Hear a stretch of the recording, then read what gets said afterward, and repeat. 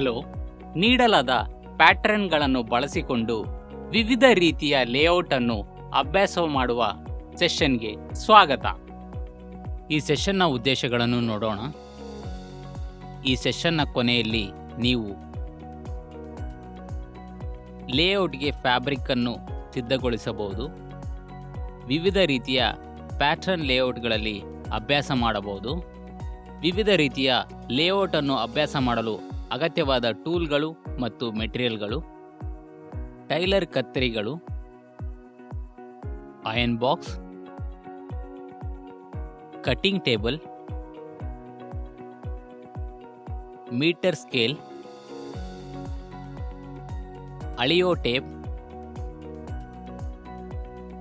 Pattern ವೇಟ್ಗಳು, 3 metre ಸಾದಾ poplin fabric, 3 metre ಮುದ್ರಿತ ಏಕಮಾರ್ಗ ಒನ್ ವೇ ಫ್ಯಾಬ್ರಿಕ್, ವಿಭಿನ್ನ ಶೈಲಿಗಳ ಪ್ಯಾಟರ್ನ್ ಸೈಟ್, ಹೊಲಿಗೆ ಪಿನ್ಗಳು, ಪಿನ್ ಕುಷನ್, ಒಂದು ಕಂದು, ಬೋನ್ ಹಾಳೆ. ಲೇಔಟ್ಗೆ ಫ್ಯಾಬ್ರಿಕ್ ಅನ್ನು ಸಿದ್ಧಪಡಿಸೋಣ. ಕಟಿಂಗ್ ಟೇಬಲ್ನ ಮೇಲೆ ಫ್ಯಾಬ್ರಿಕ್ ಅನ್ನು ಇರಿಸಿ. ಫ್ಯಾಬ್ರಿಕ್ನ ತುದಿಯನ್ನು ಪರಿಶೀಲಿಸಿ.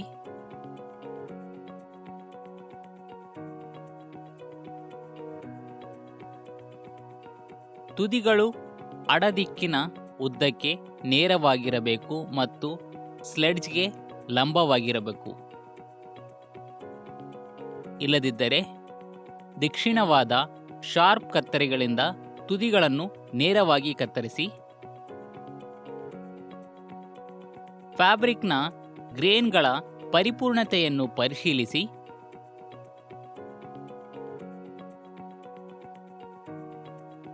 ಇಲ್ಲದಿದ್ದರೆ ಸ್ಟಿಚಿಂಗ್ ವಿಧಾನದಿಂದ ಗ್ರೇನ್ ಅನ್ನು ಪರಿಪೂರ್ಣಗೊಳಿಸಿ. ಅದಕ್ಕಾಗಿ ಬಲದಿಂದ ಎಡಕ್ಕೆ ಮತ್ತು ಎಡದಿಂದ ಬಲಕ್ಕೆ 2 ದಿಕ್ಕುಗಳಲ್ಲಿ 45 ಡಿಗ್ರಿ ಕೋನದಲ್ಲಿ ಫ್ಯಾಬ್ರಿಕ್ ಅನ್ನು ಸ್ಟಿಚ್ ಮಾಡಿ ಗ್ರೇನ್ ಅನ್ನು ಪರಿಪೂರ್ಣವಾಗಿಸಿ. ಯಾವುದೇ ಸುಕ್ಕುಗೊಳ್ಳದಂತೆ ಬಟ್ಟೆಯನ್ನು ಪರಿಶೀಲಿಸಿ.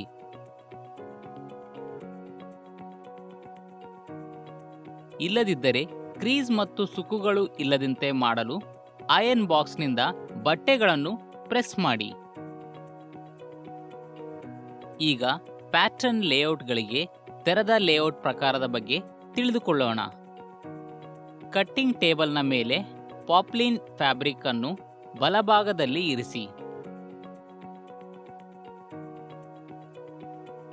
ಟೇಬಲ್ನ ಮೇಲಿರುವ ಫ್ಯಾಬ್ರಿಕ್ ನೇರ ಸ್ಥಿತಿಯಲ್ಲಿದೆ ಎಂದು ಖಚಿತಪಡಿಸಿಕೊಳ್ಳಿ.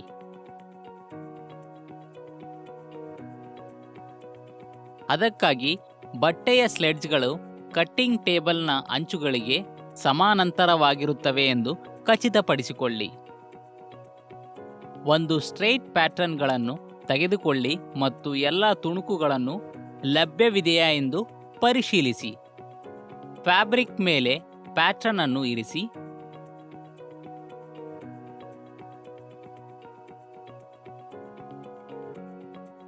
ಫ್ಯಾಬ್ರಿಕ್ನ ಒಂದು ತುದಿಯಿಂದ ಪ್ರಾರಂಭಿಸಿ.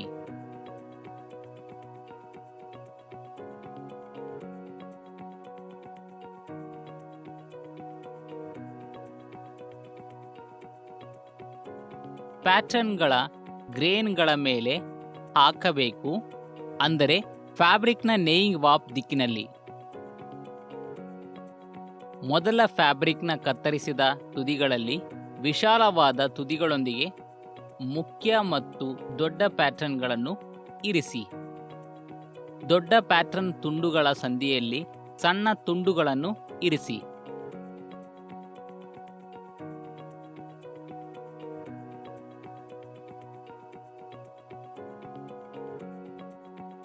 ಫ್ಯಾಬ್ರಿಕ್ನ ಮೇಲೆ ಪ್ಯಾಟರ್ನ್ಗಳನ್ನು ಸ್ಥಿರವಾಗಿಡಲು ಚೂಪಾದ ಪಿನ್ಗಳು ಮತ್ತು ವೇಟ್ ಅನ್ನು ಬಳಸಿ.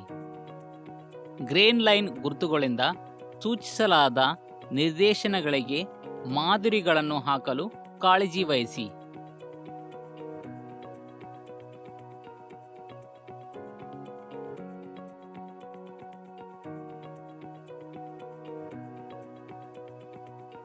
ಫ್ಯಾಬ್ರಿಕ್ನ ಸ್ಲೈಡ್ಸ್ಗೆ ಸಮಾನಾಂತರವಾಗಿರುವುದೇ ಎಂದು ಪ್ಯಾಟರ್ನ್ಗಳ ಗ್ರೇನನ್ನು ಪರಿಶೀಲಿಸಿ. ಇದನ್ನು ಖಚಿತಪಡಿಸಿಕೊಳ್ಳಲು ಸ್ಕೇಲ್ನ ಸಹಾಯದಿಂದ ಅಳತೆ ಮಾಡಿ. ನೇರವಾದ ಗ್ರೇನ್ನ ಎರಡು ತುದಿಗಳ ಸ್ಲೈಡ್ನಿಂದ ಒಂದು ದೂರದಲ್ಲಿರುವಂತೆ ಪ್ಯಾಟರ್ನ್ ಅನ್ನು ಹೊಂದಿಸಿ. ನಂತರ ಗ್ರೇನ್ನ ಬಣ್ಣದ ಉದ್ದಕ್ಕೂ ಫ್ಯಾಬ್ರಿಕ್ ಪ್ಯಾಟರ್ನ್ ಅನ್ನು ಪಿನ್ ಮಾಡಿ.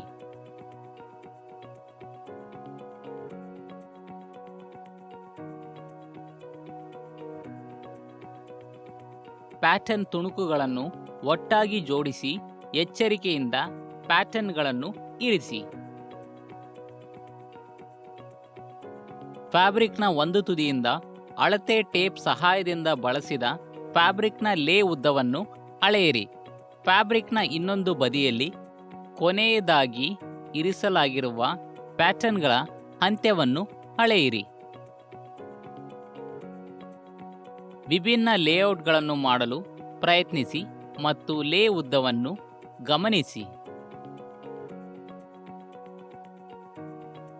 ಅಂತಿಮವಾಗಿ ಕನಿಷ್ಠ ಫ್ಯಾಬ್ರಿಕ್ ಬಳಕೆಯನ್ನು ನೀಡುವ ಒಂದು ಪ್ಯಾಟರ್ನ್ ಲೇಔಟ್ ಅನ್ನು ಆಯ್ಕೆ ಮಾಡಿ. ಬಳಸಿದ ಎಲ್ಲ ಪ್ಯಾಟರ್ನ್ ತುಣುಕುಗಳನ್ನು ತೆಗೆದುಹಾಕಿ.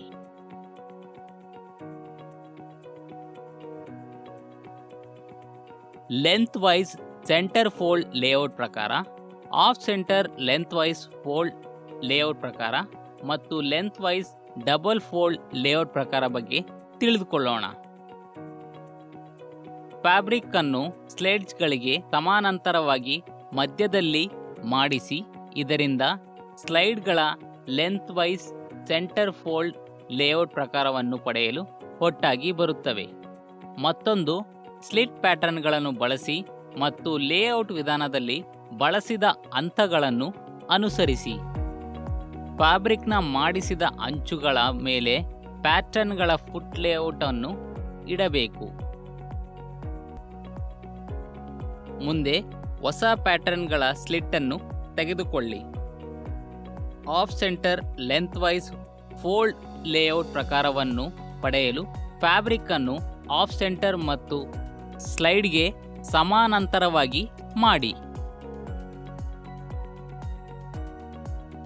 Of centre length wise fold layout ಪ್ರಕಾರಕ್ಕಾಗಿ ಮೊದಲು ಈ ಪ್ರಕಾರದ ಪ್ಯಾಟರ್ನ್ ಲೇಔಟ್ ಅನ್ನು ಮಾಡಿ.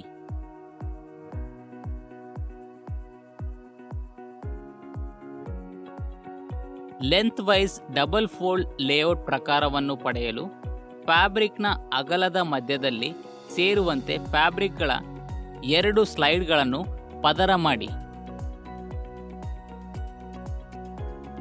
ಕ್ರಾಸ್ ವೈಸ್ ಸೆಂಟರ್ ಲೇಔಟ್ ಫೋಲ್ಡ್ಗಾಗಿ ಮೊದಲು ಫ್ಯಾಬ್ರಿಕ್ ಸೆಂಟರ್ ಅನ್ನು ಮಡಚಿ ಮತ್ತು crosswise centre fold layout ಪಡೆಯಲು ಲೇಔಟ್ ಅನ್ನು ಅಭ್ಯಾಸ ಮಾಡಿ.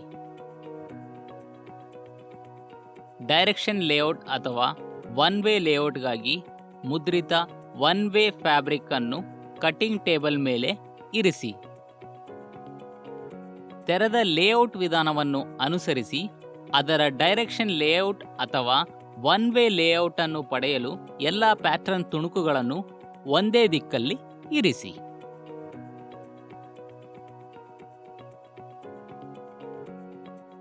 ಚರ್ಚಿಸಿದ ಪ್ರಮುಖ ಅಂಶಗಳನ್ನು ಮರುಪರಿಶೀಲಿಸೋಣ.